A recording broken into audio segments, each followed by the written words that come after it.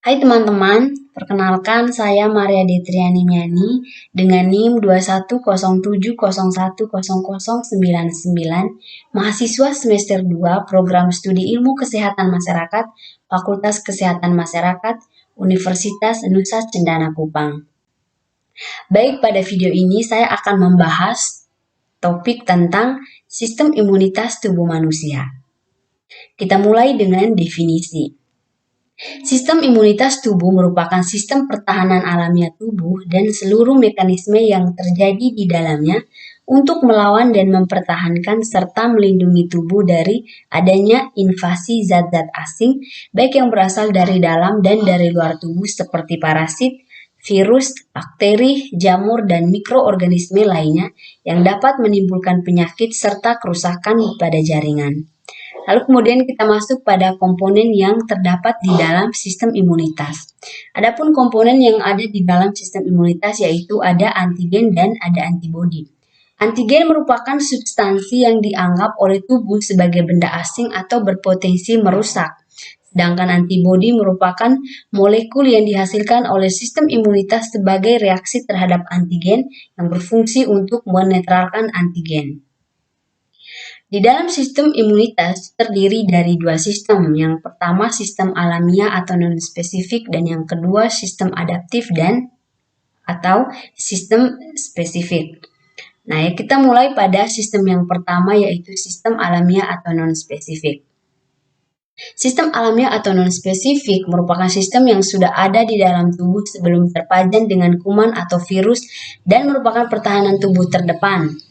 Di dalam sistem alamiah ada mekanisme proteksi fisiologis dan anatomis normal.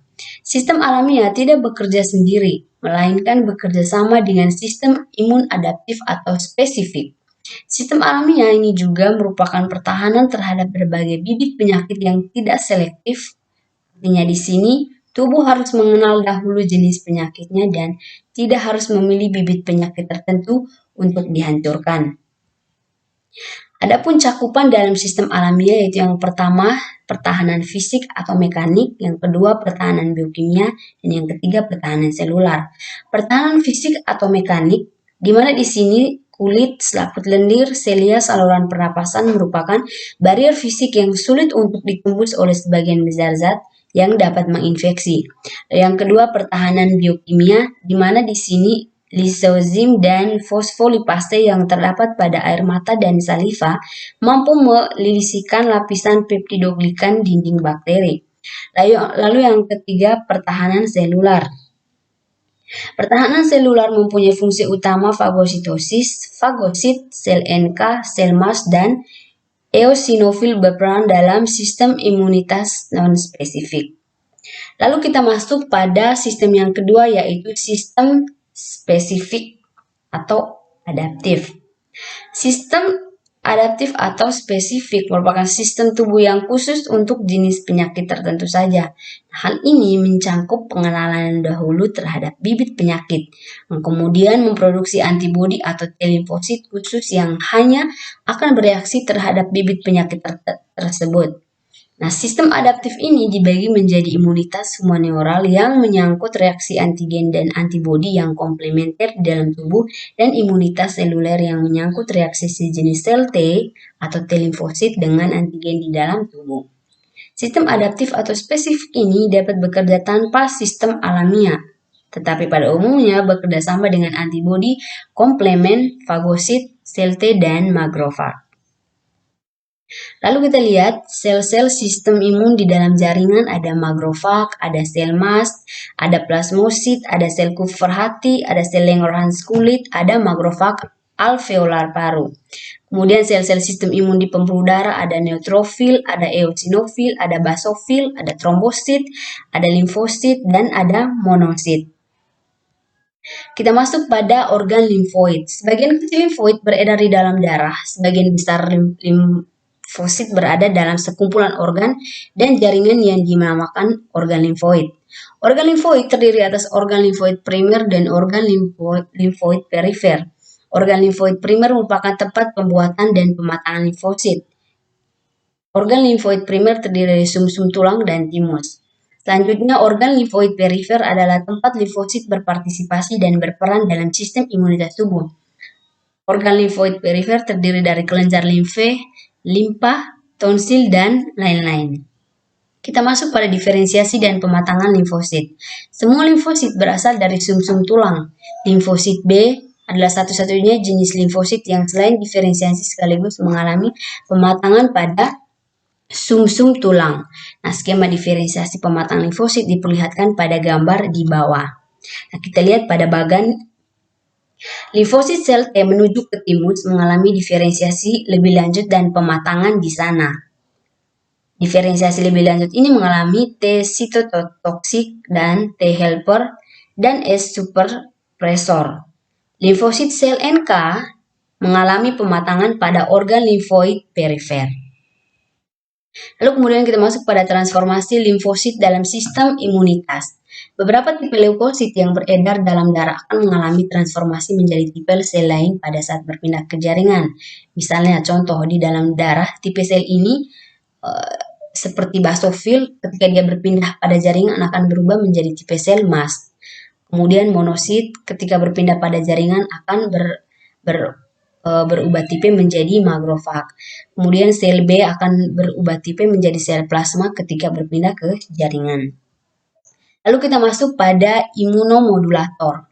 Imunomodulator bekerja untuk mengembalikan sistem imun sehingga memberikan manfaat yang besar untuk tubuh. Manfaat imunomodulator yaitu memperkuat daya tahan tubuh, melawan berbagai patogen seperti bakteri, virus, jamur, dan parasit di dalam tubuh, menyembuhkan sejumlah penyakit ringan seperti demam, batuk, dan gangguan pencernaan, mencegah berbagai penyakit seperti penyakit kardiovaskular, stroke, penyakit ginjal, dan melindungi sel dan organ seperti jantung, paru-paru, hati, dan otak. Imunomodulator terdiri dari dua cara, yaitu yang pertama imunostimulan dan imunosupresif. Imunostimulan merupakan senyawa yang dapat meningkatkan kerja komponen-komponen sistem imun, di mana diberikan untuk meningkatkan respon imun terhadap penyakit atau infeksi. Imunostimulan banyak terdapat pada herbal seperti ekstrak ginseng, saffron, jinten, hitam, kunyit, sabiloto, bawang putih, jahe, pegagan, tamulawak, dan sebagainya. Nah, beberapa contoh imunomodulator herbal seperti jahe merah, kunyit, tamulawak memiliki sifat imunostimulasi, anti radang, memelihara sistem pencernaan, dan aman untuk jangka panjang. Lalu kemudian imunosupresif. Imunosupresif merupakan senyawa yang digunakan untuk menekan respon imun.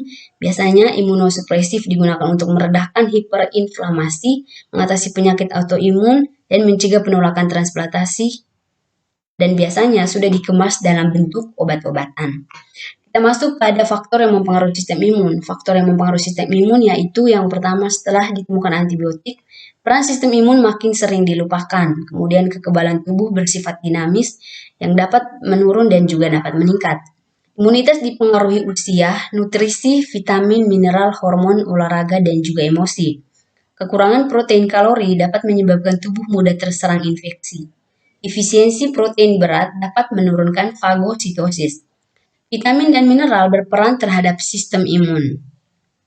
Kemudian, gizi yang berlebihan juga tidak menguntungkan sistem imun itu sendiri. Pada kejadian obesitas, lebih sering terjadi infeksi dan jika terserang penyakit, akan menyebabkan penyakit tersebut lebih berat dan menjadi lebih berat lagi. Berbagai penyakit yang bisa menurunkan sistem imun, misalnya penyakit virus, kanker, penyakit kronik, HIV/AIDS, penyakit autoimun, dan sebagainya. Lalu saya memilih salah satu penyakit di sini yaitu penyakit autoimun. Di mana penyakit autoimun adalah kondisi ketika sistem kekebalan tubuh seseorang menyerang tubuhnya sendiri. Penyebabnya memiliki riwayat penyakit autoimun dalam keluarga, berat badan berlebih atau obesitas, merokok, menggunakan obat-obatan yang mempengaruhi sistem kekebalan tubuh seperti obat simvastatin atau antibiotik, terkena paparan bahan kimia atau cahaya matahari, menderita infeksi bakteri atau virus, misalnya infeksi virus Epstein-Barr. Nah, pencegahannya yaitu dengan melakukan berolahraga secara rutin, tidak merokok, menjaga berat badan tetap ideal, menggunakan alat pelindung ketika bekerja agar terhindar dari paparan bahan kimia, menjaga kebersihan tubuh agar terhindar dari infeksi virus dan bakteri. Kemudian kita masuk pada kemajuan dalam farmakologi. Berbagai antibiotik telah dikembangkan terhadap infeksi oleh bakteri. Juga berbagai obat antivirus telah banyak dikembangkan. Nah, berbagai kuman atau virus dapat menimbulkan resistensi terhadap obat tertentu sehingga perlu dipilih obat yang cocok. Kemudian, pemusnahan kuman atau virus sering memerlukan bantuan dari sistem imun yang bekerja dengan baik. Lalu kemudian kita masuk pada pengaruh nutrisi berlebihan terhadap imunitas. Pengaruh nutrisi berlebihan terhadap imunitas yaitu ada penyakit obesitas yang dapat menurunkan kemampuan imunitas selular. Ada penyakit hiperkolesterolemia yang menurunkan fungsi limfosit.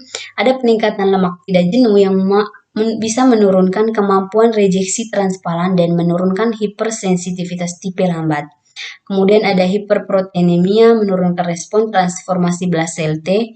Dan ada hiperglikemia yang bisa menurunkan kemampuan fagositosis. Baik, sekian saja video saya kali ini. Atas perhatian yang saya ucapkan terima kasih.